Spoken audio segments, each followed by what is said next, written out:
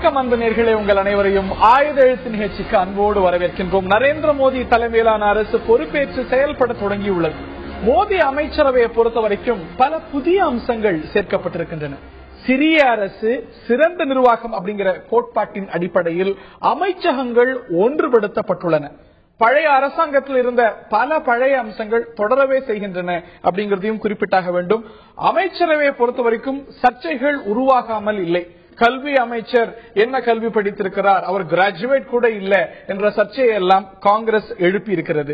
இந்த நிலையில தமிழகம் உள்ளிட்ட தென் மாநிலங்கள் புறக்கணிக்கப்பட்டிருக்கிறது அப்படிங்கிற குறையும் குற்றச்சாட்டுகளும் கூட இருக்கிறது. இந்த நிலையில் இந்த சர்ச்சைகள், இந்த குற்றச்சாட்டுகள், இதற்கெல்லாம் இடையில் பாராட்டுகள், இவற்றுக்கெல்லாம் இடையில் யுபிஏ அரசு வெர்சஸ் என்டிஏ அரசு, இந்த ரெண்டு அமைச்சரவையும் ஒப்பிட்டு பார்க்க வேண்டிய கட்டாயத்தில் நாம் இருக்கின்றோம். இதனிடையே வித்தியாசங்கள் என்ன, ஒற்றுமைகள் என்ன, இதைத்தான் இந்த நிகழ்ச்சியில் விரிவாக நாம் அலச இருக்கின்றோம்.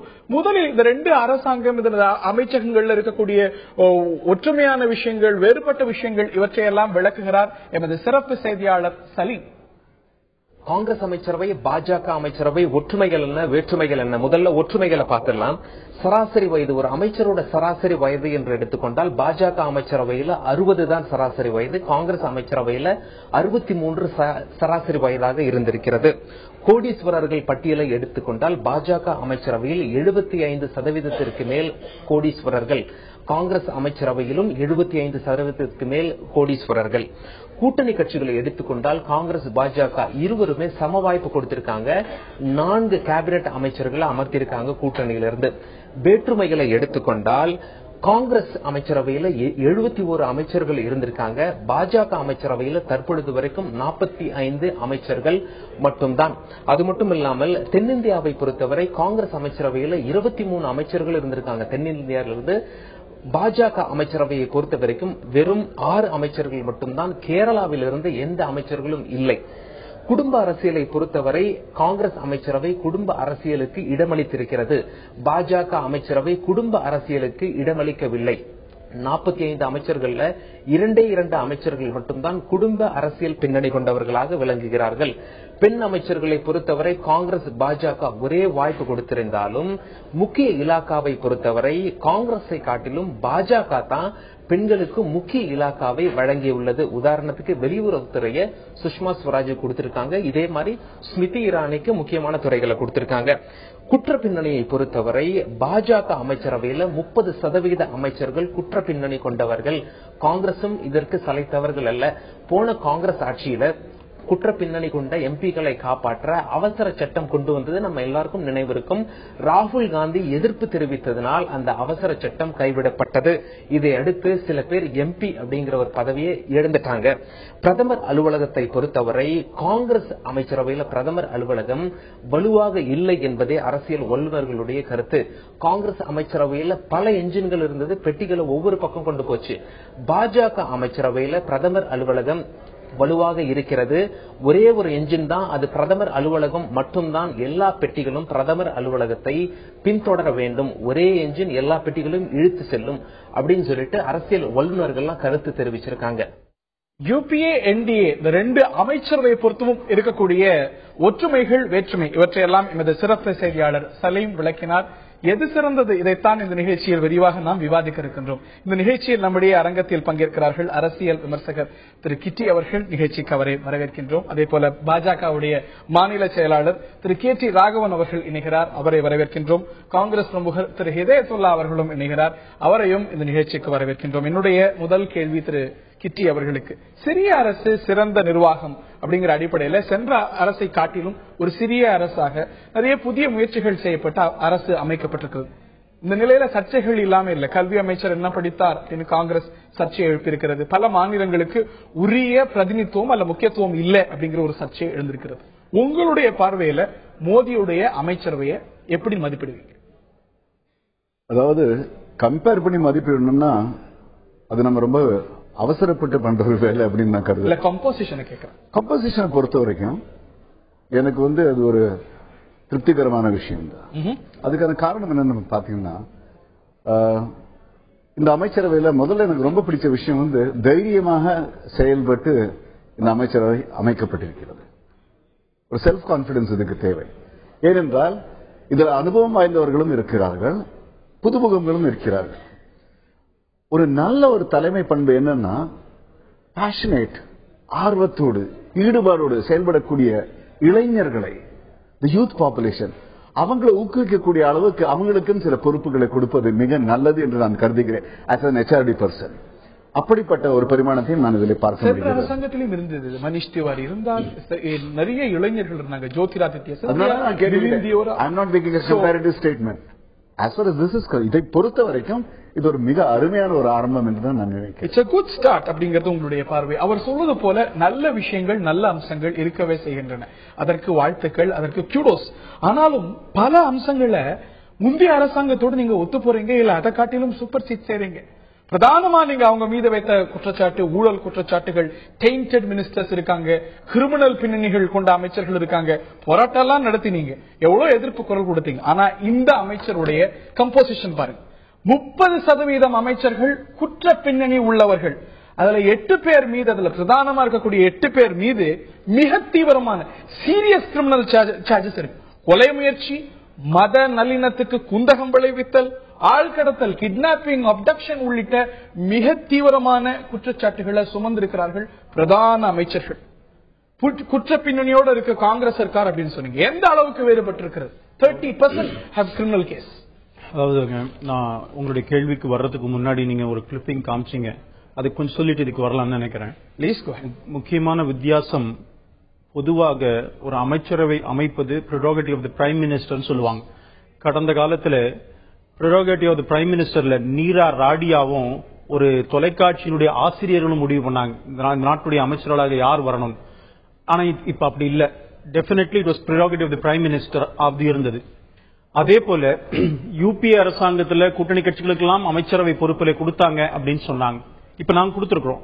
இன் spite of the fact that BJP got absolute majority. எங்களுக்கு தனிப்பட்ட முறையிலே அங்கே மெஜாரிட்டி இருந்த போதும் கூட எங்களுடைய கூட்டணி கட்சியை சார்ந்தவர்களுக்கு அமைச்சரவை பொறுப்பு கொடுத்திருக்கோம். இதெல்லாம் யூனிக்னஸ். நீங்க யூபிஏவும் என்டிஏவும் இதுல கம்பேர் பண்ணவே முடியாது. அது ஒண்ணு. இன்னொரு விஷயம் பாத்தீங்கன்னு சொன்னா, நீங்க கேட்கிற கேள்விக்கு வரேன். நாங்கள் எழுப்பிய குற்றச்சாட்டுகள் அமைச்சர்களாக இருந்து அங்கே ஊழல் புரிந்திருக்கிறார்கள். அது ராஜாவாக இருந்தாலும் சரி, தயாநிதி மாறனாக இருந்தாலும் சரி, அஸ்வினி குமார் ஃபைல் காமிச்சதுல அந்த சிபிஐ அந்த வழக்குல, கோல்கேட் வழக்குல ஆட்சி நடந்து கொண்டிருக்கும் பொழுது அமைச்சராக மிஸ்யூஸ் பண்ணிருக்கிறாங்கன்றது எங்களுடைய குற்றச்சாட்டு. ஆனா பொதுவா அத்தனை அரசியல்வாதிகள் மீது ஏதோ ஒரு கேஸ், என் பேர்ல கூட ஒரு கேஸ் இருக்குது, போடப்பட்ட புனையப்பட்ட வழக்கு எதனாலன்றது முக்கியம். நான் கேட்பது அமைச்சர்களாக இருந்து அதிலே என்ன குற்றம் செய்திருக்கிறார்கள். கட்சியா இருக்கும்போது ஒரு பாராமீட்டரும், ஆளுங்கட்சியா இருக்கும்போது ஒரு பாராமீட்டர். 2004 யூபிஏ அரசாங்கம் பதவியேற்ற பொழுது இதே போல ஸ்டாட்டிஸ்டிக்ஸ் வந்த போது, குற்ற பின்னணி குறித்து வந்த போது நீங்கள் எழுப்பிய விஷயங்கள் இவ்வளவு குற்ற பின்னணி இருக்கிறவங்களான்னு பாராளுமன்றத்தை முடக்கினீங்க. நீங்க அப்போ ஒரு நிலைப்பாடு, நீங்க ஒரு ஆட்சி அமைக்கும் போது ஒரு நிலைப்பாடா? Not so. நான் சொல்லுவது, நாங்க ராஜா மீது எழுப்பின குற்றச்சாட்டுலாம் அவர் ஆட்சியில இருந்து செஞ்சதான் நான் சொல்லிட்டு இருக்கோம். சரி, குற்ற பின்னணினா என்ன மாதிரி குற்ற பின்னணின்னு பார்க்கணும் இல்ல. நாங்க வந்து எதிர்கட்சியா இருக்க, அதாவது ஊழல் குற்றச்சாட்டு ஒரு முக்கியமான ஒரு குற்றச்சாட்டு. கொலை முயற்சியோ மத நல்லிணக்கத்தை கெடுப்பதோ ஒரு கவலைப்பட வேண்டாம். அதுதான் நான் சொல்ல வரேன். நீங்க வந்து நான் எதிர்கட்சியா இருக்கிற ஒரு மாநிலத்துல நாங்கள் பிஜேபி எங்க எதிர்கட்சியா இருக்கிறதோ அங்க ஆளுங்கட்சிக்காரங்க எங்க பேர்ல கேஸ் போடுறது பெரிய விஷயம் இல்ல. எந்த மாதிரி கேஸ் தான் சொல்ல வரதுதான் பிரச்சனை இப்போ. அதனால இதை பொறுத்த வரைக்கும் நிச்சயமாக ஒரு வித்தியாசமான அரசாங்கம் இன்றைக்கு உருவாகி இருக்கிறது. அதே மாதிரி பாத்தீங்கன்னு சொன்னா, லஞ்சம் வாங்கிய வழக்குகள் உங்களுடைய அமைச்சர்கள் மீது இருக்கிறது, ராம்விலாஸ் பாஸ்வான் மீது இருக்கிறது. இப்போ அதாவது ஊழல் செய்வதையும் லஞ்சம் செய்வதையும் வேறு எப்படி பாக்குறீங்க? நீங்க ஒரு விஷயம் புரிஞ்சுக்கணும், இந்த அரசாங்கம் பொறுப்பேற்றிருக்கிறது. இந்த அரசாங்கத்திலே இது போன்ற குற்றச்சாட்டுகள் வரும்போது எப்படி நடக்கிறன்னு பாருங்க. நீங்க நரேந்திர மோடி என்ன சொன்னார் ஏப்ரல் மாதம் 2014 என்ன சொன்னார்? I will send politicians with criminal background to jail என்று சொன்னார். என்னுடைய சிஸ்டத்தை கிரிமினல் பேக்ரவுண்ட் இருக்கக்கூடிய பிரதிநிதிகள் இருக்க மாட்டாங்க. எல்லாருக்கும் இருக்கு. ஒரு நிமிஷம் புரிஞ்சுங்க, கிரிமினல் பேக்ரவுண்ட் என்னதுன்னு டெஃபினேஷன் இருக்கணும். நீங்க வந்து எதையெல்லாம் அதான் சொல்ல வர, நீங்க போன ஆட்சிக்கும் இந்த ஆட்சிக்கும் கம்பேர் பண்ண மாட்டீங்க. நீங்க அதை பண்ணாம இப்ப ஆட்சி ஆரம்பிக்கும் பொழுது அதுதான் இல்ல. பவன்குமார் பன்சல் மீது பல அமைச்சர்கள் ஊழல் குற்றச்சாட்டுகள் அமைச்சர்களாக இருந்து வந்து மிஸ்யூஸ் பண்ணிருக்காங்கிறதா இப்ப குற்றச்சாட்டு. கையூட்டு அதற்காக தான் மிஸ்யூஸ் பண்ணுவாங்க. எதுக்கு கையூட்டு வாங்குறாங்க? ஒரு நிமிஷம். கையூட்டு குற்றச்சாட்டு இருக்கிறது. பிரைம் மினிஸ்டர் தெளிவா சொல்லிருக்கிறார், உங்களுடைய உதவியாளர் கூட நீ உங்களுடைய சொந்தக்காரனை போட்டு கூட சொல்லிருக்கிறார். இந்த ஆட்சி எடுக்கும் பொழுது நல்லாவே ஆரம்பித்திருக்கிறோம். நான் என்ன சொல்றேன்னா, நிதானம் தேவை, பொறுமை தேவை. இப்பவே வந்து இப்படித்தான் இருக்குமோன்னு நீங்க நினைச்சீங்கன்னு சொன்னா அதுக்கு பதில் 30% பேர் மீது கிரிமினல் குற்றச்சாட்டு. அதைத்தான் சொல்றேன். என்ன மாதிரி கிரிமினல் பேக்ரவுண்ட் பார்க்கணும். ஒரு கொலை வந்து சீரியஸ் அஃபென்ஸ் தான் சார் கொலை. நான் அக்ரி வித் யூ. நான் என்ன சொல்றேன், இந்த விஷயத்தை பொறுத்த வரைக்கும், எங்களை பொறுத்த வரைக்கும் இந்த ஆட்சி இது போன்ற ஒரு ஊழல் குற்றச்சாட்டுல சீரியஸ் இதுல கிரைம்ஸ்ல கமிட் பண்ணாம இருக்கணும், கொண்டு போனோங்கிறதா ரொம்ப பார்த்து கொண்டு வந்திருக்கிறார். குற்றச்சாட்டுகள் உள்ளானவங்களுக்கு சீட் கொடுத்திருக்கீங்க. அதுதான் சொல்றேன். நீங்க திருப்பி எத்தனை தடவை கேட்டாலுமே கூட இந்த வழக்குகள் எல்லாம் நாம பார்க்காம என்னால சொல்ல முடியாது. அபிடவிட்ல சொல்லித்தான் ஆகணும். நான் ஒத்துக்கிறேன். அபிடவிட் அதான் சொல்ல வரேன். எல்லார் பேர்லயுமே கேஸ் இருக்குது. நான் என் பேர்ல என் அபிடவிட் பாருங்க, நான் போன தேர்தல் நின்ற ராஜா சொல்லலாம்ல, என் மேல குற்றச்சாட்டு, அரசியல் குற்றச்சாட்டு என்பது ராஜா சொன்னால் தவறு. அது பாரதிய ஜனதா கட்சி எழுப்பிய குற்றச்சாட்டு அல்ல.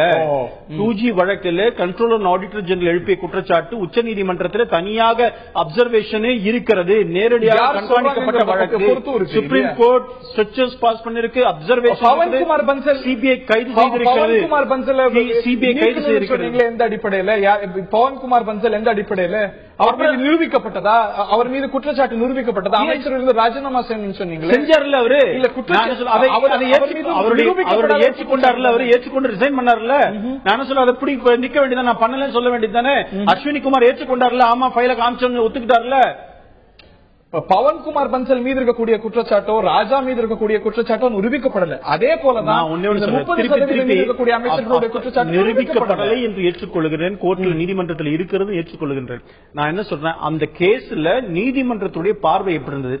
2G வழக்கில் இவங்க கூட தான் ஜீரோ லாஸ் எல்லாம் சொன்னாங்க. ஆனா சிபிஐ ராஜாவை கைது என்ன வழக்கு என்ன குற்றச்சாட்டுன்னு பார்க்காம அது யார் குற்றம் சாட்டி இருக்காங்க, அது எப்படி வந்தது, இதெல்லாம் பார்த்து தான் ஒரு முடிவுக்கு வரும். நிச்சயமாக வழக்குகளை பொறுத்த வரைக்கும் அது முகாந்திரத்தை பார்க்க வேண்டும் என்பதுதான் என்னுடைய இல்ல ஹரி. இதுல முக்கியமான ஒரு விஷயம், அதாவது இப்ப நம்ம பிரதமர் தன்னுடைய கண்ணோட்டத்துல அவர் எப்படி அதை பார்த்து தீர்மானம் எடுத்தாருங்கிற பற்றி நம்ம அனுமானம் பண்ணிக்கிட்டு இருக்கோம். முக்கியமா ஒண்ணு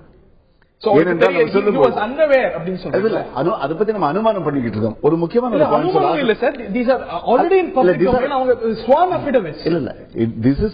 நீங்க சொன்ன மாதிரி இது டேட்டா இன்ஃபர்மேஷன் இருக்குது. ஒரு முக்கியமான விஷயம் சொல்ல ஆசைப்படுகிறேன்.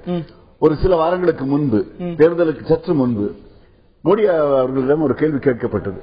உங்களுடைய அமைச்சரவையில் குஜராத்தில் இந்த மாதிரி கலங்கப்பட்ட அல்லது குற்றம் சாட்டப்பட்ட அமைச்சர்கள் இருக்கிறார்களே அப்படின்னு. அப்புறம் சொன்ன யாரை பத்தி சொல்றீங்க? அப்ப அவங்க சொன்னாங்க கோட்னானி, மிஸ்ஸஸ் கோட்னானி அவங்கள பத்தி அப்படின்னு சொன்னாங்க. அவர் சொன்னார், சாரி உங்க ரிசர்ச் கொஞ்சம் கரெக்டா பண்ணுங்க. நான் அமைச்சரவையில் அவங்களை இன்க்ளூட் பண்ணும்போது அவங்களுக்கு எதிரில் எந்த ஒரு கேஸும் இருக்கல. ஆனால் SIT ஒன்று உருவாக்கப்பட்டு UP2 மறுபடியும் ஒரு கண்ணோட்டத்தோடு கொண்டு வரப்பட்டு அவர் மீது குற்றச்சாட்டு வந்தபோது என்னுடைய அமைச்சர் அவங்க நீங்கினாங்க. அப்படி சொல்லும்போது எனக்கு என்ன புரியுது என்றால், இந்த அமைச்சர்களை இந்த பொறுப்புகளை கொடுக்கும் பொழுது இப்படிப்பட்ட பின்னணியை புரிந்து கொண்டு அதில் கவனம் செலுத்தி அதில் உள்ள நிறைவு குறைவுகளை பார்த்துத்தான் செய்திருப்பார் என்ற ஒரு நம்பிக்கை எனக்கு இருக்கிறது. ரைட், அதெல்லாம் பார்த்து அலசி ஆராய்ந்து செய்த விஷயம் தான் அப்படிங்கிற சொல்லும் பொழுதும் கூட இந்த ஒரு ஸ்டாட்டிஸ்டிக்ஸ் ஒரு கேள்வியாக இருக்கிறது. இதை தாண்டி காங்கிரஸ் நோக்கிய கேள்விகளும் பிரதானமாக எழுகின்றன. ஒரு அமைச்சருடைய கல்வி தகுதியை இந்த அளவுக்கு பூதாகரமாக காங்கிரஸ் ஆக்கியிருப்பது சரியானதா, நியாயமானதா? NDA உடைய அமைச்சரவை, மோடி தலைமையிலான அமைச்சரவை வெர்சஸ் UPA அமைச்சரவை, எது சிறந்தது, எது முன்னணியான அம்சங்களை கொண்டிருக்கிறது? இதைத்தான் இந்த நிகழ்ச்சியில் விரிவாக அலசி வருகின்றோம். மோடியுடைய அரசாங்கம் சிறிய அரசு, சிறந்த நிர்வாகம் அப்படிங்கிற அடிப்படையில் அமைக்கப்பட்டிருக்கிறது என்று சொல்லப்படுகிறது. இது ஒரு எஃபெக்டிவான அட்மினிஸ்ட்ரேஷன் கொடுக்குமா? சென்ற UPA அரசாங்கத்தை காட்டிலும் எந்த அளவுக்கு இது சிறந்தது என்ற கேள்வி எல்லாம் பிரதானமாக எழுந்திருக்கிறது.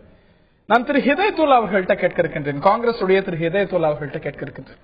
இதெல்லாம் பாக்குறதுக்கு பதிலா, பல அப்ஜெக்டிவான விஷயங்களை பாக்குறதுக்கு பதிலா, கல்வி அமைச்சர் என்ன படிச்சார், அவர் கிராஜுவேட்டா இல்லையா, அவருடைய கல்வி தகுதி இது, அதனால அவர் இந்த அமைச்சரவைக்கு தகுதி இல்லை அப்படின்னு நீங்கள் சொல்வது அப்படிங்கிறது உங்களை நோக்கி பேக் ஃபயர் செய்யக்கூடிய விஷயம் அப்படிங்கறத நீங்க உணரலையா? யூபி ஆட்சி காலத்துல அமைச்சர்களுடைய படிப்பெல்லாம் எடுத்தா என்ன ஆகும், சோனியா காந்தியுடைய அபிடவிட் எல்லாம் பற்றி குறிப்பிட்டா என்ன ஆகும் அப்படிங்கறத உணராமல் பேசி இருக்கிறாரா முன்னாள் அமைச்சர் திரு அஜய் மக்கள்? அதற்கு முன்னதாக சில விஷயங்களை நான் சொல்லியாக வேண்டும். அதாவது சிறிய அமைச்சரவை புதிதாக பதவியேற்றிருக்கிறார்கள், விரிவாக்கம் செய்த பிறகுதான் எந்த உண்மையும் தெரியும். ஒண்ணு. இரண்டாவது, ஆட்சிக்கு வர்றதுக்கு முன்னரே அல்லது ஆட்சிக்கு வந்த உடனே சிறந்த நிர்வாகம் என்று சொல்வதெல்லாம் ஏற்கனவே எப்படி அவர்கள் ஆட்சிக்கு வருவதற்கு புத்திசாலித்தனத்தை பயன்படுத்தி வந்தார்களோ அதே போன்று இன்றைக்கு ஊடகங்கள் மூலமாக ஒரு first impression is the best impression என்று சொல்லக்கூடிய ஒரு புதிய உண்மையை கிரியேட் பண்ணுவதற்கு இது நடந்திருக்கு. அதை விட ரொம்ப முக்கியமான விஷயம், இந்த எம்பிக்கள்லயே 90 விழுக்காடு குற்ற பின்னணி உள்ளவர்கள் சிவசேனாவும் பாரதிய ஜனதாவும், மற்ற கட்சிகள் 80க்கு கீழே.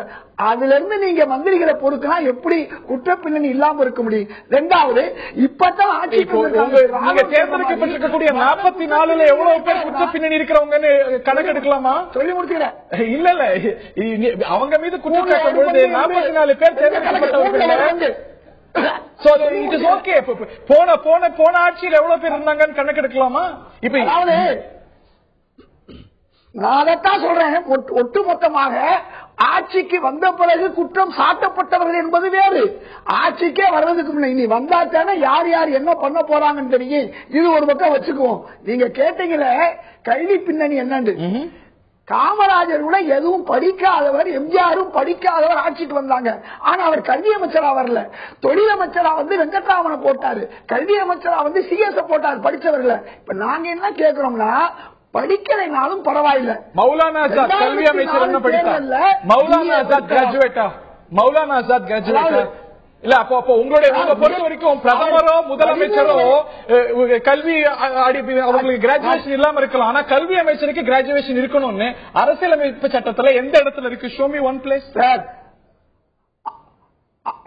அபுல் கலாம் ஆசாத் மெத்த படித்தவர்,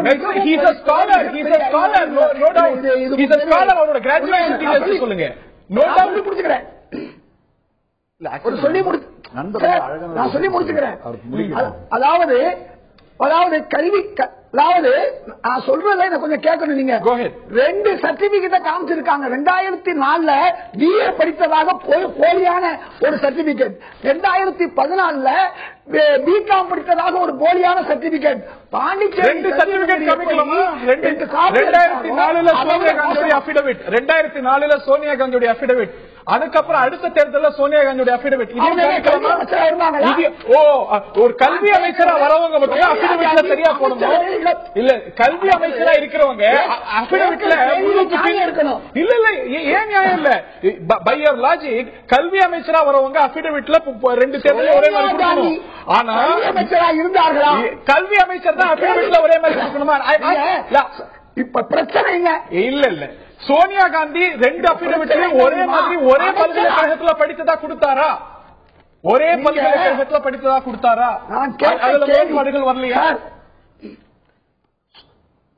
சோனியா காந்தி கல்வி அமைச்சரா?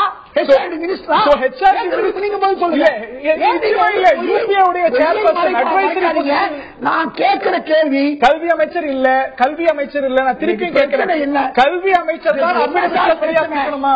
கல்வி அமைச்சருடைய அபிடவிட்ல தான் முரண்பாடுகள் இருக்கக்கூடாதா? மற்றவர்களுக்கு இருக்கலாமா? நீங்க எழுப்பிய பிரச்சனை கல்வி அமைச்சர் ஸ்மிருதி இரானி பத்தி பேசிக்கிட்டு இருக்கோம். நான் என்ன உங்களை நோக்கிய கேள்வி சொல்லல.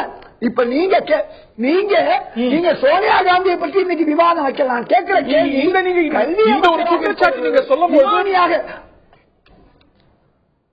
நீங்க கொஞ்சம் பேசுறதுக்கு நீங்க ஆர்நாப் மாதிரி குறுக்கிறாதீங்க. கொஞ்சம் அவங்க 2 பேருக்கு கொடுத்த வாய்ப்பை எனக்கு கொடுங்க. நீங்க சொல்லும் பொழுது வாய்ப்பை எனக்கு கொடுக்க. Go ahead. இல்ல அந்த கேள்விக்கு தான் நான் மீண்டும் பதில் சொல்றேன். நீங்க தான் ஆரம்பிச்சீங்க கல்வி அமைச்சரை பத்தி. அதுதான் பதில் பேசிக்கிட்டு இருக்கோம். உலகத்துல குற்றம் சாட்டுன்னு சொன்னா ஒருவர் கூட குற்றம் இல்லாமல் இருக்க முடியாது. இன்னைக்கு பிரதான அமைச்சர்கள் மட்டுமல்ல, பிரதம அமைச்சரே மிகப்பெரிய குற்றவாளி என்பது ஊர் உலகத்துக்கு தெரியும். அவர் பேர்ல எந்த குற்றவாளிகளும் எஃப்ஐஆரே கிடையாது. தவறா பேசாதீங்க. எப்படி பிரதமர் குற்றவாளின்னு சொல்லுவீங்க? எந்த அடிப்படையில உங்ககிட்ட எவிடன்ஸ் இருக்கா? அவர் மீது எஃப்ஐஆர் கூட இல்ல. அதாவது அமெரிக்கா விசா கொடுக்காத போது, ஐரோப்பா விசா கொடுக்காத போது, இந்தியாவில் இருக்கக்கூடிய பல எழுத்தாளர்கள் அவர் குற்றவாளி என்று சொன்ன பொழுது இன்றைக்கு பல எஃப்ஐஆர் இருக்குதா உங்களுக்கு தெரியுமா? தேவையில்லாம பிரதமர் நீதிமன்றம் அந்த வழக்கில் நீங்க சொல்லக்கூடிய கலவரத்தில் அவருக்கு நேரடி பொறுப்பு இல்லை அப்படின்னு சொல்லியாச்சு. நீதிமன்றம் கிளீன் சிட் கொடுத்திருக்கிறது. நீங்க ஒண்ணுதான் எந்த கேஸ்ல என்ன எஃப்ஐஆர் இருக்கு அவர் பேர்ல? அதுக்கு பின்னால பிரஜாபதி என்கவுண்டர்லயோ அவர் குறுக்க பேசினா என்னால பேச முடியாது. அதாவது பிரஜாபதி என்கவுண்டர்லயோ சொராப்தீன் என்கவுண்டர்ல இன்னும் அவர் வெளியாகல. அவருக்கு அவர் பேர்ல எஃப்ஐஆர் பத்தி ஒரு உங்களுக்கு தெரியுமா? மரியாதைக்குரிய இதயத்துல்லா அவர்கள் தயவு செய்து தெரிந்து கொண்டு பேச வேண்டும். நீங்கள் நாட்டுடைய பிரதமரை பற்றி பேசுகிறீர்கள். அவர் பேர்ல ஒரு எஃப்ஐஆர் கிடையாது. தேவையில்லாம சொல்லாதீங்க.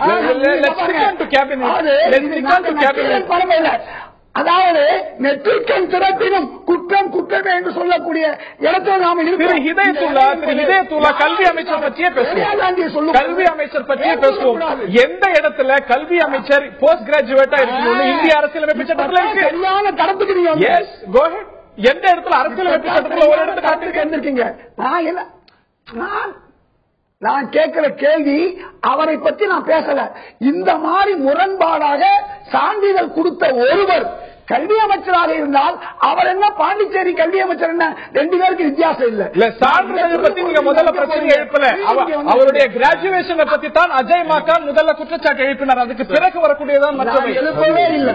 அவர் வந்து அவர் அஜய் மக்கான் எழுப்புனது நீங்க எழுப்புனீங்க. அஜய் மக்கான் எழுப்புன விஷயம் நீங்க எழுப்புனீங்க. நான் எழுப்புறேன். நீங்க தான் எழுப்புனீங்க அஜய் மக்கான். ஏன் அஜய் மக்கான் அப்படி சொல்றாங்க உங்கள்கிட்ட கேட்கிறேன். உங்க கட்சியுடைய ஸ்போக்ஸ் பர்சன் ஏன் அப்படி கேட்கறாங்க? அது ஏன்ட்ட நீங்க அதை நீங்கள் தனியாக விவாதம் எடுத்து நீங்க பேசணும். அவர்கிட்ட கேட்கணும். அவர் சொன்னது தவறு. அஜய் மாக்கான் சொன்னது தவறு. கல்வி நீங்களே தான் சொன்னீங்க கல்வி அமைச்சர் படிச்சிருக்கணும். காமராஜர் வந்து படித்தவரை தான் கல்வி அமைச்சராக கிராஜுவேட் தான் நியமித்தார் அப்படின்னு நீங்க சொன்னீங்க. அப்ப இன்னைக்கு நீங்க கூட சொன்னீங்க. நீங்க கூட என்ன சொன்னீங்க? சிறந்த ஆட்சி மோடி கொடுத்தான்னு சொன்னீங்க. இன்னும் மோடி ஆட்சிக்கே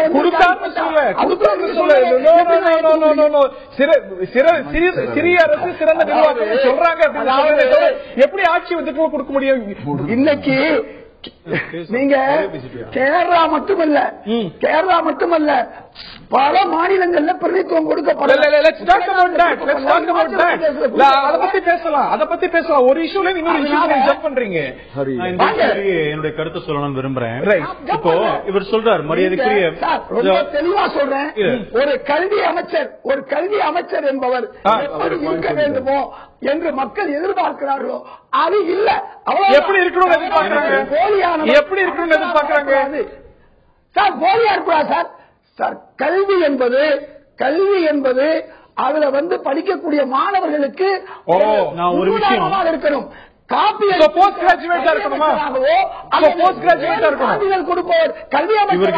மரியாதைக்குரிய இதயத்துல்லா அவர்கள் பேசுவதிலிருந்தும் காங்கிரஸ் கட்சியினுடைய மரியாதைக்குரிய சொல்லக்கூடிய இந்த விஷயத்தை சாதாரணமா எடுத்துக்க முடியாது. ஒரு அபிடவிட்ல ஒரு மாதிரி, இன்னொரு அபிடவிட்ல ஒரு மாதிரி. மரியாதைக்குரிய இதயத்துல்லா அவர்கள் பேசியதும் அவங்களுடைய தலைவர்கள் அஜித் மக்கன் பேசியதும் அஜய் மக்கன் பேசியதும் பார்க்கும் பொழுது எனக்கு ஒரு விஷயம் தோணுது. சிவில் ஏவியேஷன் மினிஸ்டரா இருந்தா பிளைட் ஓட்ட கத்துட்டு இருக்கணும். ஸ்போர்ட்ஸ் மினிஸ்டரா இருந்தா ஸ்போர்ட்ஸ் பர்சனா இருக்கணும். சிறைத்துறை அமைச்சரா இருந்தா ஜெயிலுக்கு போயிட்டு வந்திருக்கணும். இப்படித்தான் இருக்கணுமா? நான் கேட்கிறேன். அது ஒரு அமைச்சர் என்பது நான் கேட்கிறேன். ஸ்மிருதி இரானின்னா காலேஜ்லயும் பல்கலைக்கழகத்திலயும் போய் கிளாஸ் எடுக்க போறாங்க. நிர்வாகம் செய்யறதுங்க அமைச்சரோட வேலை.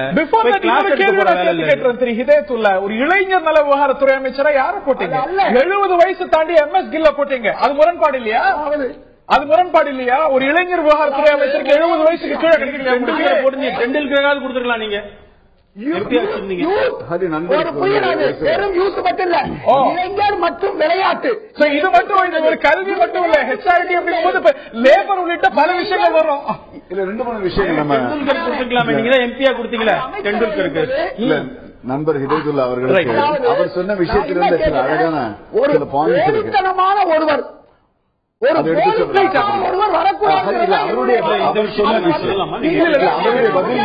அவருடைய சொன்ன விஷயங்கள்லயே ஒரு அழகான விஷயத்தை அவர் சொல்லிருக்காரு. அதாவது காமராஜர் இப்படிப்பட்டவர்களை தன்னுடைய அமைச்சர்களாக வைத்துக் கொண்டார் என்று சொன்னார்.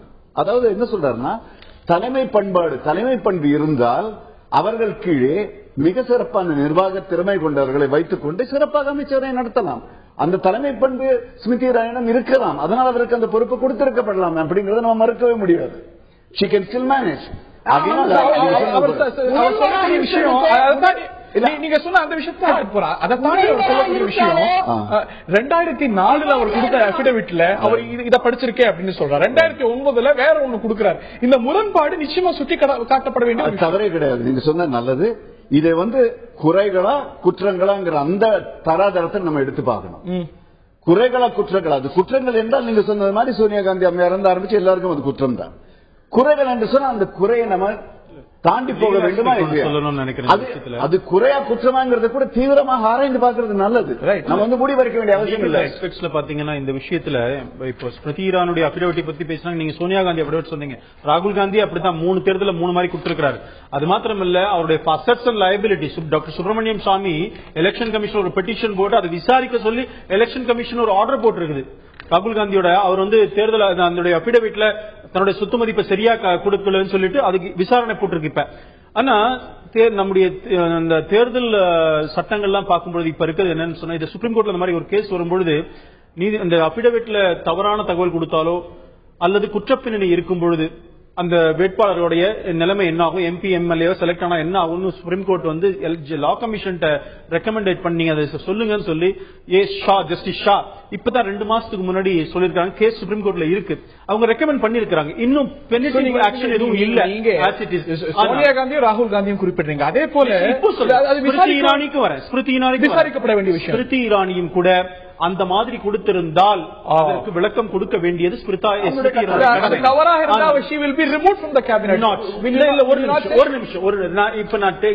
லீகல் ஆஸ்பெக்ட்ல பேசினேன்னு சொன்னல. இதுல சோனியா காந்திக்கும் இருக்கு. ஆனா பெனிஃபிட் ஆக்ஷன் இல்ல. இப்ப இருக்கிற சட்டங்களும் படி பார்த்தா அபிடவிட்டே கொடுங்க. தேர்தல நாங்களும் கூட நின்றுக்கிறோம். நீங்க ஸ்க்ரூட்டினி பண்றத பாத்தீங்கன்னா நாமினேஷன் ஃபார்ம் தான் ஸ்க்ரூட்டினி பண்ணுவாங்க. அபிடவிட் அப்படியே ஏத்துப்பாங்க. அது வெராசிட்டி இவ்வளவு லட்சம் சொத்து அவ்வளவு கோடி சொத்து எல்லாம் சொல்றாங்களோ அதுல யாரும் செக் பண்ண மாட்டாங்க. அந்த ரிட்டர்னிங் ஆபீசர் பண்ண வேண்டிய அவசியம் இல்ல, பண்ணக்கூடாது. இன்னும் கேட்டா அதுல காலம் ஃபில் பண்ணிருக்காங்க பாக்குறதா. அதனால நாமினேஷன் ஃபார்ம் ரிஜெக்ட் ஆகாது. நாமினேஷன் ஃபார்ம் மாத்திரம் தான் பார்க்கணும்னு இருக்கிறது. அதனால இது கொஞ்சம் கொஞ்சமா எலெக்ஷன் கமிஷன் சரி பண்ணிட்டு வந்து விசாரிக்கப்பட வேண்டிய விஷயம். இது தவறாக விளக்கம் அளிக்க வேண்டும் என்பதில் தவறாக விளக்கம் அளிக்கணும். முதல்ல விளக்கம் அளிக்கட்டும்.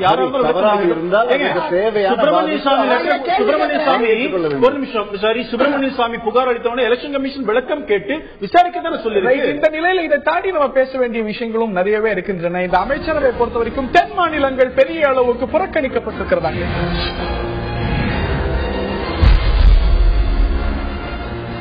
என்டிஏ அமைச்சரவை அமைந்திருக்கிறது. சிறிய அரசு சிறந்த நிர்வாகம் அப்படிங்கிற கோட்பாட்டில் அமைக்கப்பட்டிருக்கக்கூடிய அரசாக நரேந்திர மோடி சொல்லியிருக்கிறார். இது சார்ந்த பல கேள்விகள் எழுந்திருக்கின்றன. அமைச்சர் ஸ்மிருதி இரானியுடைய கல்வி தகுதி ஒரு சர்ச்சையாக இருக்கிறது. தென் மாநிலங்களுக்கு போதிய பிரதிநிதித்துவம் இல்லை அப்படிங்கிற ஒரு குற்றச்சாட்டு எழுந்திருக்கிறது. யூபிஏ வெர்சஸ் என்டிஏ என்று பார்த்து வருகின்றோம். நான் திரு KT ராகவன் அவர்கள்ட்ட கேட்க இருக்கின்றேன். யூபிஏ அரசாங்கத்தில் கணிசமான அளவுக்கு தென் மாநிலங்களுக்கு பிரதிநிதித்துவம் இருந்தது, முக்கியமாக தமிழ்நாட்டுக்கு. ஆனால் பாரதிய ஜனதா அரசாங்கத்தில் இங்கிருந்து தமிழ்நாடு புதுச்சேரி உள்ளடக்கி 3 எம்பிக்கள் இருந்தாலும் கூட ஒரே ஒரு MOS இண்டிபெண்டன்ட் சார்ஜ் கொடுக்கப்பட்டிருக்கு. நேற்றைய கூட குறிப்பிட்டோம், பல MOS கொடுக்கப்பட்டிருக்கிறது. பல வெளிநாடுகள், இன்னும் சொல்ல போனா ராஜபக்சா கேபினெட்ல கூட 13 தமிழ் பேசக்கூடிய அமைச்சர்கள் இருக்காங்க. ஆனால் இந்தியால மோடியோட அமைச்சரவையில ஒரே ஒரு தமிழ்நாட்டை சேர்ந்தவர் தான் இருப்பது வருத்தம் அளிக்கக்கூடிய விஷயம். இப்ப வருத்தம் அளிக்கிறது. ஆனால் யூபி அரசாங்கத்துல யூபிஏக்கு ஆதரவு தமிழ்நாட்டில இருந்து 18 எம்பிக்கள் இருந்தாங்க. எஸ், இன்றைக்கு இந்த தேசிய ஜனநாயக கூட்டணிக்கு அன்பார்ச்சுனேட்லி தமிழக மக்கள் இவ்வளவுதானே கொடுத்திருக்காங்க. என்ன பண்ண முடியும்? இருக்காங்க. உங்களுடைய மாநில தலைவர் எலெக்ட் ஆயிருக்காரு. பொன் ராதாகிருஷ்ணனுக்கு ஏன் கேபினெட் அமைச்சரவை கொடுக்கல? அதுக்கு தகுதியானவர் இல்லையா? ஒரு சந்தேகம் கேட்டுக்கிறேன்.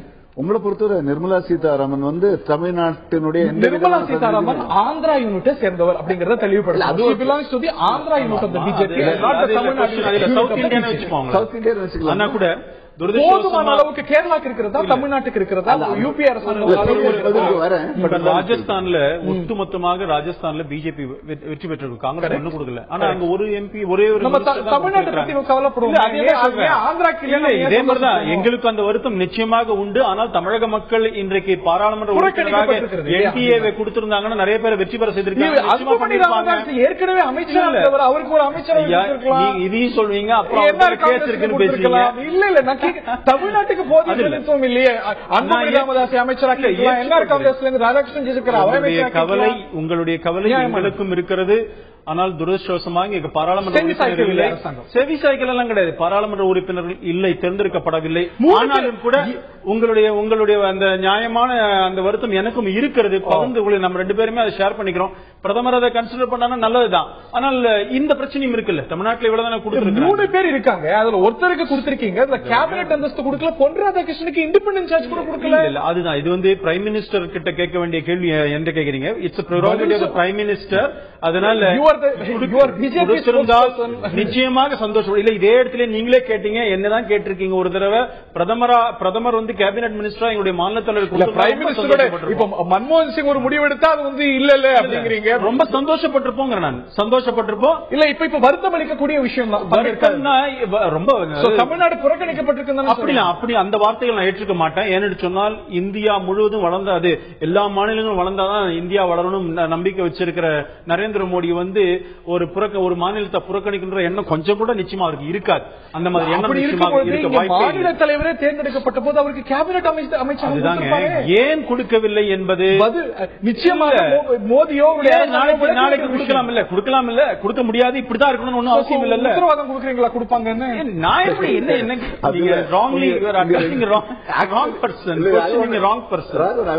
ஒரு விஷயம் சொல்ல ஆசைப்படுவாங்க. 2 பேருடைய வருத்தமே என்ன பொறுத்த வரைக்கும் அந்த அளவுக்கு நியாயம் இல்லாத ஒரு வருத்தம். அதாவது ஒரு பிரதமர் தன்னுடைய அமைச்சரவை உருவாக்கும் பொழுது பிரதிநிதித்துவம் என்று நம்ம சொல்ற விஷயத்துல பல விஷயங்களை எடுத்துக்கிட்டு அவர் அதை உருவாக்க வேண்டிய ஒரு கட்டாயம் இருக்கிறது. நீங்க சொன்னீங்க நம்ம தமிழ்நாட்டுடைய கண்ணோட்டத்திலிருந்து பேசுவோமே அப்படின்னு. தவறே கிடையாது. தமிழ்நாட்டுடைய கண்ணோட்டத்திலிருந்து பேசுவோம். தமிழ்நாட்டிலிருந்து மொத்தமாக பிஜேபி என்று பார்க்கும்போது ஒருவர் தான் தேர்ந்தெடுக்கப்பட்டார். கரெக்டுங்களா? கூட்டணி என்று எடுக்கும்போது 3 பேர் நம்ம சொல்லலாம். 3 பேர்ல ஒருத்தர் 1 out of 3. அவருக்கு என்ன ஒரு மாநில தலைவர், ஸ்டேட் பிரசிடென்ட், அவருக்கு அவர் பதவி கிடைச்சிருக்கு. 77 பேர் அவருக்கு என்ன பதவி இந்த கணக்கு நம்ம போனோம்னா 71 பேர் எம்பிக்களை அனுப்பின யூபியில 1/3 அவர் வைக்கணும்னா எவ்வளவு அங்க அமைச்சர் வைக்கணும்? அதாவது நம்ம ஒரு கண்ணோட்டத்தில இருந்து பார்த்துக்கிட்டு இதை பத்தி நம்ம சர்ச்சை பண்றது என்னை பொறுத்த வரைக்கும் அவ்வளவு சரியான விஷயம் இல்லைன்னு நினைக்கிறேன். 2வது, இது முதற்கட்ட அமைச்சர் எக்ஸ்க்ளூசிவா பல விஷயங்கள் இல்ல. அதாவது முதற்கட்ட அமைச்சர் யூபியில ஹோம் மினிஸ்டர் இருக்கிறார். ஹோம் மினிஸ்டர் யூபியை சேர்ந்தவர். ஆகையினால நம்ம ஒரு பரிமாணத்திலிருந்து பார்த்தோம்னா தவறுகள் நிறைய பார்க்கலாம். யூபிக்கு கணிசமா கொடுக்கப்பட்டிருக்கு. உத்தரப்பிரதேசத்துக்கு கணிசமா என்று சொல்லும்போது 71 எம்பிக்கள் கிடைச்சதுக்கு 1/3 கொடுத்திருக்காங்க. தமிழ்நாடு இல்ல 15% தான் கொடுக்கணும், 1/3 கொடுத்திருக்குது. ஆகையினால என்ன பொறுத்த வரைக்கும் பல ஒரு அமைச்சரவை என்று அது அமைக்கப்படும் பொழுது பலவிதமான பரிமாணங்களை பார்த்து அதில் எப்படிப்பட்ட ஒரு கட்டமைப்பு கொண்டு வர முடியும் என்றதெல்லாம் கவனித்துதான் ஒரு தீர்மானத்தை அவங்க வர முடியும். தமிழ்நாடு அப்படின்னு ஒரு காவிரி விஷயமோ இல்ல வேற ஏதாவது தமிழ்நாடு சார்ந்த விஷயமோ கேபினெட்ல பேசும்போது தமிழ்நாட்டில இருந்து தேர்ந்தெடுக்கக்கூடிய எங்களுடைய தலைவர் திரு பொன் ராதாகிருஷ்ணன் அவர்கள் ஒரு பாராளுமன்ற உறுப்பினர், எங்களுடைய மாநில தலைவர். தமிழ்நாட்டுடைய அத்தனை பிரச்சனைகளும் தெரியும். தான் விரும்பினால் நேரடியாக பிரதமரையும் சந்திக்க முடியும். அந்த கட்டாயத்தில் முடிவெடுக்க முடியும். கணிசமானவர்கள் அமைச்சர்களாக இருக்காங்க. ஹேண்டிகேப் இல்ல விஷயத்துல நீங்க சொல்லக்கூடிய நிர்மலா சீதாராமன் கர்நாடகால இருந்து எடுக்கப்பட போறார். பொன் ராதாகிருஷ்ணன் காவிரி விஷயத்துல அவரால் என்ன நிலைப்பாடு எடுத்துக்க முடியும்? திரு பொன் ராதாகிருஷ்ணன் அவர்கள் மினிஸ்டர் MOIs மாத்திரம் இல்ல, அவர் கட்சியோட மாநில தலைவர். அதனால பிரைம் மினிஸ்டர் நீங்க சொல்ற பிரச்சனைகள் சொல்ற காவிரி பிரச்சனையை பேச முடியுமா? அவர் தலைவர், அதனால ஆக்சஸ் அதை பிரைம் மினிஸ்டர் ஈஸியா சந்திக்க முடியும். நாம் கட்சியினுடைய தலைவர் ஈஸியா சந்திக்க முடியும். ஒவ்வொரு குடிமகனுக்கும் ஆக்சஸ் இருக்கணும், அது வேற விஷயம். அதை தாண்டி கேபினெட்ல இருந்து சொல்றதுக்கும் வெளியில இருந்து சொல்றதுக்கும் வித்தியாசம் இருக்கு. கர்நாடகால இருந்து கணிசமானவர்கள் கேபினெட்ல இருக்காங்க. தமிழ்நாட்டுல 9 பேர் இருந்தாங்க, என்ன பண்ணாங்க? ஏற்கனவே UPA கவர்மெண்ட்ல இருக்கும்போது அத்தனை பேர் தான் இருந்தாங்க. ரொம்ப நியாயமான ஒரு கேள்வி. என்ன நடந்தது நீங்களே சொல்லுங்க. ஏதாவது நடந்திருக்கா? அடிப்படையில் நம்ம வந்து ஆர்குமெண்ட் பண்ணிக்கிட்டு இருந்தோம்னா இந்த கேள்விக்கெல்லாம் நீங்க முதல்ல ஒரு விஷயம் ஆர்கியூ பண்றீங்க. ஸ்மிருதி இரானி விஷயத்துல கூட படிச்சதெல்லாம் பத்தி பேசுறேன். மன்மோகன் சிங் நல்லா தான் படிச்சாரு, பெரிய எக்கானமிஸ்ட். இந்த நாட்டுடைய பொருளாதார வீழ்ச்சிக்கு யார் காரணம்? மன்மோகன் சிங், அலுவாலியா, பி சிதம்பரம் போன்ற பொருளாதார மேதைகள் தான் காரணம். அதே மாதிரிதான் இப்போ ஆல் லீடர்ஷிப் குவாலிட்டி தான் இருக்கணும், எடுத்துக்கொண்டு செல்ல வேண்டிய விதம் தான் இருக்கணும். நீங்க சொல்றீங்க கடந்த வாஜ்பாய் அரசாங்கத்துல இந்த காவிரி பிரச்சனையில பக்கத்துல இருக்கிற 4 மாநிலங்களுடைய முதலமைச்சர் கூட்டு செட்டில் பண்ணார் வாஜ்பாய் 9 மணி நேரம் உட்கார்ந்து கொண்டு. அப்ப தமிழ்நாட்டுல இவ்வளவு பேர் இருக்கிறாங்களா? இந்த கட்சி எல்லாம் ஆளுங்கட்சி எங்களுடைய NDA இருந்தாங்கன்னா இல்ல. அப்ப தமிழ்நாட்டுல கலைஞர் அரசாங்கம் எங்களுக்கு அப்ப கூட்டணியில இருந்து அதிமுக ஆனா செட்டில் பண்ணுமா இல்லையா? பாருங்க, இவர் இருக்காரு வெங்கையா நாயுடு, அவருக்கு ஆந்திராவை சேர்ந்தவனாலும் கர்நாடகா சேர்ந்தவர், கர்நாடகாவை சேர்ந்த சதானந்த கவுடா கேபினெட் மினிஸ்டர் இருக்காங்க. கேபினெட்ல காவிரி சார்ந்து ஒரு விஷயம் பேசப்படுமானால் எந்த மாநிலத்துக்கு அதிகமான ஒரு வாய்ப்பு இருக்கிறது? யாருடைய குரல் முதல்ல? பிரதமர் நரேந்திர மோடியோட வார்த்தைகளிலே சொன்னா ஒரு மாநிலத்தினுடைய பிரச்சனையை டெல்லியில மாத்திரம் உட்கார்ந்து முடிவு பண்ண மாட்டோம், சம்பந்தப்பட்ட மாநிலம், சம்பந்தப்பட்ட ஸ்டேக் ஹோல்டர்ஸ் எல்லாரோடையும் உட்கார்ந்து கேரண்டி காவிரி மேலாண்மை வாரியம் அமைக்கப்படுமாங்கிற ஒரு கேரண்டியை நரேந்திர மோடி தமிழக முதலமைச்சர் சவால் மட்டும் கொடுக்கல. 3 நாள் எல்லாம் நல்ல காலம். உண்மையிலேயே உங்களை ஒரு சில ஆக்வர்டு கொஸ்டின் கேட்டு போறீங்கன்னு பயந்துட்டே இருந்தேன். நீங்க என்ன சங்கடப்படுத்தல? எங்க இல்ல ஒரு நிமிஷம், என்னென்ன ஆக்வர்டு கொஸ்டின் நான் எதிர்பார்த்தேன்னா, நதிநீர் இணைப்பு எல்லாம் பண்ணீங்களே 3 நாள் ஆச்சு, எந்த நதியை இணைச்சீங்க? 100 புல்லட் ட்ரெயின் எல்லாம் கொண்டு வர சொன்னீங்களா? புல்லட் ட்ரெயின் எங்க கொண்டு நீண்ட கால விஷயங்களுக்கும் உடனடியாக செய்ய வேண்டிய விஷயத்துக்கு நிறைய வித்தியாசம் இருக்கு. நரேந்திர மோடி என்ன சொன்னார்? எனக்கு 60 மாதங்கள் டைம் கொடுங்க. அவங்களுக்கு 60 ஆண்டு காலம் கொடுத்தீங்க, எனக்கு 60 மாதம் கொடுங்க. நீங்க கேட்கிற கேள்வி 3 நாள்ல எல்லாம் வரணும்னா நடக்காது. அதாவது தமிழ்நாட்டிலிருந்து எண்ணிக்கை வரிசையில், முக்கியத்துவம் வரிசையில் அமைச்சரவையை பற்றி இந்த குறைபாடுங்கிறது தேவையில்லாத ஒரு கவலை, ஒரு வருத்தம் என்று நான் கருதுகிறேன். காரணம் என்னன்னா, நீங்க பாத்தீங்கன்னா நம்முடைய தமிழ்நாட்டு முதலமைச்சர் அடுத்த சில நாட்களிலே இப்போ மோடியை சந்திக்க போகிறார். அதுக்கான ஏற்பாடு நடக்குது. முதல் தன்னுடைய கேபினெட் மீட்டிங்ல, நேற்று நடந்த மீட்டிங் 2வது மீட்டிங்ல அவர் சொல்லியிருக்காரு, மாநிலங்களுடைய தேவையை நன்றாக செவிசாய்த்து உடனே குறைகளை தீர்த்து வைக்க வேண்டும். இப்படிப்பட்ட ஒரு ஆக்கப்பூர்வமான கண்ணோட்டத்தை அவர் செயல்படும் பொழுது என்னை பொறுத்த வரைக்கும் ஒரு மாநிலத்திலிருந்து எவ்வளவு பேர் வந்தாங்க, எவ்வளவு பேர் அமைச்சரானாங்கிறதெல்லாம் இல்லாம ஒரு தேசிய அளவில் பார்த்து எல்லோருக்கும் நியாயம் வழங்கக்கூடிய ஒரு கண்ணோட்டத்தோடு நிச்சயமாக செயல்படுவதற்கான வாய்ப்பு இருக்கிறது என்று நான் நம்புகிறேன். இதை தாண்டி இதுல இன்னொரு விஷயத்தையும் பார்க்கணும். இது அமைச்சரவைகள் சேர்க்கப்பட்டிருக்கின்றன, கிளஸ்டர் செய்யப்பட்டிருக்கிறது. இது எந்த அளவுக்கு ஒரு பாசிட்டிவான ஒரு ரிசல்ட் கொடுக்கும்? ஒரு பக்கம் அதிகார பரவலாக்கத்தை பத்தி நம்ம பேசிட்டு இருக்கோம், இந்த பக்கம் கிளஸ்டர் செய்யப்பட்டிருக்கிறது. ஒரு எஃபெக்டிவ் கவர்னன்ஸ் கொடுக்கும் அப்படிங்கிற அடிப்படையில் கொடுக்கப்பட்டிருக்கு. இது எந்த அளவுக்கு ஃப்ரூட்ஸ் கொடுக்குங்கிறது உங்களுடைய பார்வை?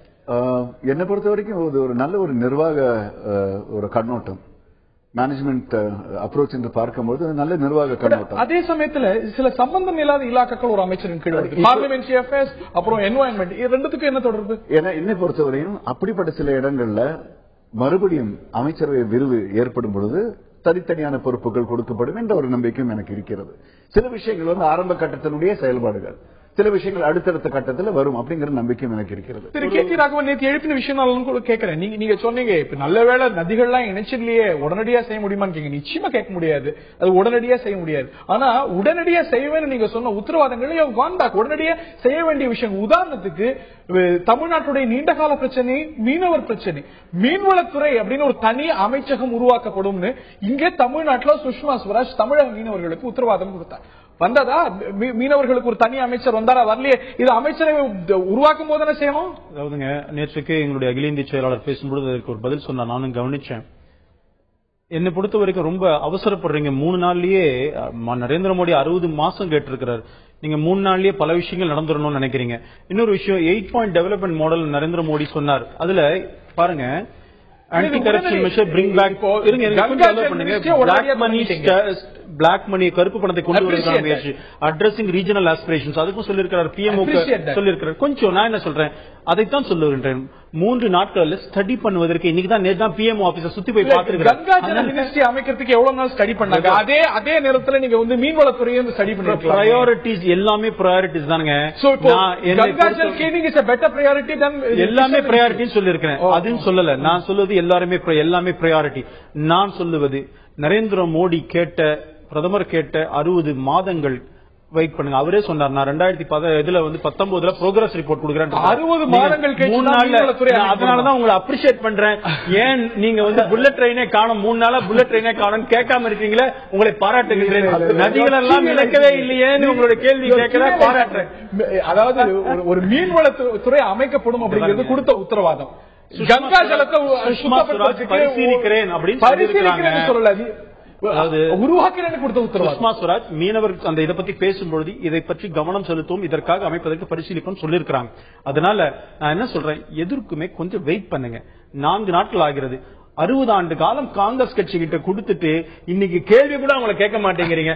அப்கோர்ஸ் உங்களை போலவே நாட்டு மக்களுக்கு எல்லாம் மிகப்பெரிய எதிர்பார்ப்பு இருக்கிறது. உடனே பிரதமராக நரேந்திர மோடி வந்த உடனே என்னுடைய நாடு இப்படி இருக்கணும் ஒரு ஆசைப்படுறாங்க. அந்த ஆசை உங்களை போன்றவருடைய ஆசை நிச்சயமாக நிறைவேறும். கவலைப்பட வேண்டிய அவசியம் இல்ல. நாட்டுல நாங்க என்ன சொன்னமோ, அந்த தேர்தல் அறிக்கையில் என்ன சொன்னமோ அத்தனை நிறைவேற்றுங்கிற உத்தரவாதம் உங்களுக்கு தரேன். அது முக்கியமாக மற்றொரு கண்ணோட்டம் நான் கொண்டு வர ஆசைப்படுகிறேன் ஹரி. HRD மினிஸ்ட்ரியை பத்தி ஒரு டெலிவிஷன் இன்டர்வியூல அவர் சொல்லும்போது நரேந்திர மோடி சார் அவர் சொன்னாரு, அதாவது நான் வந்து சென்ட்ரலைசேஷன் எனக்கு கிடையாது, நான் வந்து எல்லாருக்கும் அவங்க பொறுப்பை கொடுத்துடுறேன், டிவைடிங் ஆஃப் ரெஸ்பான்சிபிலிட்டி அவங்க நல்லா பாத்துக்கிறாங்க, என்னுடைய ஆசை எல்லாம் ஹியூமன் ரிசோர்ஸ் டெவலப்மெண்ட் அதுதான் அப்படின்னு ரொம்ப அழகா சொன்னார். இது அர்ணாப் கோஸ்வாமியோட நடந்த அந்த இன்டர்வியூல. ஆகையால் என்ன பொறுத்த வரைக்கும் HRD மினிஸ்ட்ரி என்று சொல்லும்போது அதுல பிரதமர் தன்னுடைய தனிப்பட்ட தீவிரமான ஆர்வத்தையும் அதுக்கு தேவையான ஆதரவையும் மேற்பார்வையும் நிச்சயமாக கொண்டு வருவார் என்ற திடமான நம்பிக்கை எனக்கு இருக்கு. அந்த கம்போசிஷன் ஆஃப் மினிஸ்ட்ரி இப்ப பொதுவான எதிர்பார்ப்பில் செய்திகள்லாம் என்ன வந்ததுன்னா, நிறைய இன்டெலக்சுவல்ஸ் எல்லாம் இருப்பாங்க, அமைச்சரவையே வித்தியாசமானதாக இருக்கும், நிறைய இளைஞர்கள் அப்படிங்கும்போது போன UPA கவர்மெண்ட்ல இருந்து பெரிய வித்தியாசத்தை பார்க்கல. இதுவும் ஃபுல் ஆஃப் பாலிட்டிஷியன்ஸ், பெரிய கட்சி சாராதவர்கள்லாம் இருப்பாங்கிற எதிர்பார்ப்பெல்லாம் இருக்கும்போது எந்த வகையில வேறுபட்டு இருக்கிறது? இதுவும் ஒரு எப்போதும் போல அமையக்கூடிய ஒரு அமைச்சரவை போலத்தான் இருக்கிறது. எப்போதும் போல நம்ம சொல்லும் பொழுது அந்த சாதாரணத்துவமான அந்த கருத்து வரும்பொழுது நம்முடைய அடிப்படை அரசியல் ஒரு போக்கு அப்படிங்கிற என்னதுங்கிறத பார்க்கணும். நமக்கு வந்து ஒரு MP ஆவதற்கோ அல்லது லோக்சபாவில் தேர்ந்தெடுக்கப்படுவதற்கோ அடிப்படை குவாலிபிகேஷன் எதுவுமே இல்லை. தலைவரா வருவதற்கு எந்த குவாலிபிகேஷனும் இல்லை, அமைச்சரா வருவதற்கும் இல்லை. அப்படிப்பட்ட ஒரு நியாயமான சட்டபூர்வமான ஒரு அக்செப்டன்ஸ் இருக்கும் பொழுது நம்ம அதையெல்லாம் தாண்டி இப்படி இருக்கக்கூடாது அப்படி இருக்கக்கூடாது நம்ம வந்து விஷுவல் திங்கிங் என்ன பொறுத்தவரை ஹவு டிஃபரண்ட் இட் இஸ். நீங்க அப்படி பார்க்கும்போது ஹவு டிஃபரண்ட் எஸ் என்ன பொறுத்த வரைக்கும் இந்த அமைச்சரவையில ஆர்வம் மிகுந்த உத்வேகம் மிகுந்த வெரி சீரியஸ்லி கமிட்டட் நிறைய பேர் இருக்காங்க அப்படிங்கிற ஒரு நம்பிக்கை எனக்கு இருக்கிறது. ஒரு புதுமையான வித்தியாசமான கண்ணோட்டத்தோடு செயல்படக்கூடியவர்கள் இருக்கிறார்கள் அப்படிங்கிற நம்பிக்கை இருக்கிறது. அது மட்டுமல்ல 25% நம்ம பெண்களுக்கு இதுல வந்து அவங்களுக்கு அந்த மாதிரி பொறுப்புகள் கொடுக்கும்போது ஒரு மிக வித்தியாசமான ஒரு பாதையில் நம்ம எடுத்துக்கிட்டு போறோம் அப்படிங்கிற ஒரு நம்பிக்கை வருது. வந்த 6 நாட்கள் 8 நாட்களுக்குள்ள 2 மந்திரி சபை கூட்டங்கள் நடந்து இப்படிப்பட்ட தீர்மானங்கள் நடைமுறைக்கு வரும்பொழுது இது செயல்படும் ஒரு அரசு அப்படிங்கிற நம்பிக்கை வருது. என்ன பொறுத்த வரைக்கும் this is different government and an effective government. Right. நான் திருப்பி இந்த தமிழ்நாடு இஷ்யூக்கு தான் வரேன். இதுல பொறுத்த வரைக்கும் இங்க வந்து ஒரு அடிக்குவேட் ரெப்ரசன்டேஷன் இல்லை அப்படின்னு பார்க்கப்படுது. நீங்க அதுக்கு ஒரு பேரியரா சொல்றது நம்பர்ஸ். இங்க நம்பர்ஸ் இல்லை அப்படின்னு. ராஜ்யசபா இருக்கவே செய்யுது. நிர்மலா சீதாராமனோ பிரகாஷ் ஜாவடேக்கரோ அமைச்சர்கள், ஆனா அவர்கள் எம்பிக்கள் இல்ல. அவர்களை ராஜ்யசபா மூலமா அவர்களுக்கு கொடுக்கணுங்கிறதுக்காக கொடுக்கப்பட்டிருக்கு. தமிழ்நாட்டுக்கு அமைச்சரவை கொடுக்கணும், இந்த நம்பர்ஸ் தான் பெரியர் அப்படின்னா ஏன் அப்படிப்பட்ட ஒரு நிலைப்பாடு உங்க கட்சி எடுக்கக்கூடாது, உங்களுடைய தலைமை எடுக்கக்கூடாது? உங்களோட ஆலோசனை ரொம்ப நல்லா தான் இருக்கு, இல்லைன்னு சொல்ல முடியாது. அப்படி தமிழ்நாட்டுக்கு 2-3 மந்திரிகள் வந்தா ரொம்ப சந்தோஷம் தான் படுவோம், இல்லைன்னு சொல்லல. நான் தான் சொல்ல வந்தேன், இது நடந்து கொண்டிருக்கிறது மன்மோகன் சிங்கான பொம்மை ஆட்சி அல்ல, நடந்து கொண்டிருக்கிறது நரேந்திர மோடியுடைய ஆட்சி. என்ன ப்ரெரோகேட்டிவ் இருக்கு, பிரைம் மினிஸ்டர் பல விஷயங்கள் முடிவு செய்வார். அதனால தமிழகத்துக்கும் சேர்ந்துதான் அவர் பிரதம மந்திரி. நீங்க கவலைப்படாதீங்க, நல்ல ஆட்சியை கொடுப்பார். ஒரு இந்த மாதிரி ஒரு இதெல்லாம் சின்ன சின்ன விஷயங்க, ஒரு இதெல்லாம் தடையாக தமிழகத்தினுடைய வளர்ச்சிக்கு இதையெல்லாம் தடையாக நிச்சயமாக இருக்காது. ஏற்கனவே சொன்னது போல மீனவர் துறையை அமைப்பார், அதே போல காவிரி மேலாண்மை வாரியத்தை உடனடியாக கொடுப்பார். தமிழர்களுக்கு தமிழர்களுக்கு கிடைக்க வேண்டிய நியாயத்தை உறுதிப்படுத்த தேர்தல் அறிக்கையிலே சொன்னதெல்லாம் தேர்தல் அறிக்கையிலே சொன்னதை நிறைவேற்றுவோம் என்ற உத்தரவாதத்தை சொல்லுகின்றோம். 3 நாட்கள் ஆகியிருக்கிறது. பொறுத்திருங்கள், காத்திருங்கள். நடக்குமான கனவு விஷுவல் திங்கிங் இருக்கிறது. தமிழ்நாட்டிலே 39 எம்பிஸ் இருக்காங்க. அந்த கட்சியும் ஒரு தோழமை கட்சியாக மாறி தமிழ்நாட்டிலிருந்து பல அமைச்சர்கள் வரக்கூடிய வாய்ப்பு ஏற்படாதா என்ற ஒரு கனவு எனக்கும் இருக்கிறது. பல கட்சிகள் வந்தா ஏத்துப்போம் அப்படின்னு சொன்னீங்க. இந்த கட்சி எப்படி ஒரு நிலைப்பாடு எடுத்து அமைவதற்காக நரேந்திர மோடி பிரதமராக யார் ஏற்றுக்கொள்வார்களோ அத்தனை பேரையும் வரவேற்போம். நாங்கள் தேர்தலுக்கு முன்னாடி அன்புமணி ராமதாஸ் ஏற்றுக்கொள்கிறார், என்ஆர் காங்கிரஸ் ஏற்றுக்கொள்கிறார். அமைச்சரவையில் இடம் கொடுக்க கூடாது பாருங்க. அதுதான் சொல்ல வரேன். அமைச்சரவை இடம் கொடுப்பதற்கு அமைச்சரவையில் இவ்வளவு பேர் தான் இருக்கணும்னு இருக்கு. இன்னும் விரிவாக்கத்தை பற்றி நீங்கள் தான் செய்தி வெளியிட்டிருக்கிறீர்கள். உங்களுடைய தொலைக்காட்சியில் உங்களுடைய அவசரம் எதற்காக எனக்கு புரியல. அவசரம் எதற்கு? போதிய ரெப்ரசன்டேஷன் இல்லாத போது அன்புமணி ராமதாஸ் இருக்கிறார், என்ஆர் காங்கிரஸ் சேர்ந்து இருக்காங்க போது அவங்களுக்கு ஏன் கொடுக்கல? 3 பேர் இருக்காங்க. அன்புமணி ராமதாஸும் இருக்கிறாரு, என்ஆர் காங்கிரஸ்ல எங்களுதுலயே நிறைய பேர் இருக்கிறாங்க. ராஜஸ்தான்லாம் மொத்தமா 8 மாநிலங்கள காங்கிரஸே இல்ல, பிஜேபி தான் ஜெயிச்சிருக்கிறோம். அந்த மாதிரிலாம் இருக்குதா? நீங்களே எதிர்பார்ப்பு நியாயமானது அப்படின்னு. இந்த எதிர்பார்ப்பு உட்பட பல எதிர்பார்ப்புகள் இருக்கிறது. இந்த எதிர்பார்ப்புகள் எல்லாம் நிறைவேற்றுவதற்கு திரு ராகவன் சொல்வது போலும் திரு கிட்டி சொல்வது போலும் கால அவகாசம் நிச்சயம் தேவை. ஆனால் அது நிறைவேற வேண்டும், கொடுத்த வாக்குறுதிகள் நிறைவேற வேண்டும் அப்படிங்கிற எண்ணம் தான், எதிர்பார்ப்பு தான் எல்லாரிடமும் இருக்கிறது. இந்த நிலையில நேயர்களிடம் கேட்டிருந்தோம் எது சிறந்த அமைச்சரவை என்று. நேயர்களுடைய பார்வை இதோ.